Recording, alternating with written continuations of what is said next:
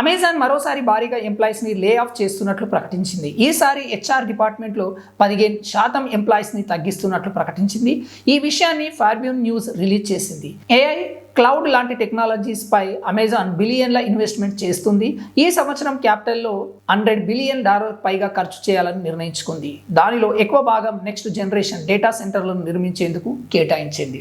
Amazon CEO ఆండీ Jessie బాధ్యతలు తీసుకున్నప్పటి నుంచి లే ఆఫ్స్ ఎక్కువగా జరుగుతున్నాయి. 2022-23లో ఏకంగా 27,000 మంది ఎంప్లాయీస్ ని తీసివేసినట్లు అమెజాన్ చెబుతుంది. ప్రస్తుతం ఉన్నది ఏఐ ఎరా అని, ప్రతి ఎంప్లాయీ దీన్ని డెవలప్ చేసుకోవాలని, ఏఐ పెంచుకోవడం ద్వారా అమెజాన్ కస్టమర్స్ కి బెటర్ సర్వీస్ అందించవచ్చని ఆండీ జెస్సీ చెబుతున్నారు. ఏఐను డెవలప్ చేయడం వల్ల ఎంప్లాయీ జాబ్ పోతాయని కూడా చెప్పారు. ఇదిలా ఉండగా అమెజాన్ ఓవైపు ఎంప్లాయీస్ ని తీసివేస్తూ మరోవైపు సీజనల్ కాంట్రాక్ట్ ఎంప్లాయీస్ ని హైర్ చేస్తుంది. థ్యాంక్స్ గివింగ్, క్రిస్టమస్ పండుగ సీజన్ డిమాండ్ ను దృష్టిలో పెట్టుకొని అమెరికాలో గోడౌన్స్ లో, లాజిస్టిక్స్ నెట్వర్క్స్ లో 2,50,000 మంది కాంట్రాక్ట్ ఎంప్లాయీస్ ని హైర్ చేయడానికి ప్లాన్ చేస్తున్నట్లు అమెజాన్ కంపెనీ ప్రకటించింది.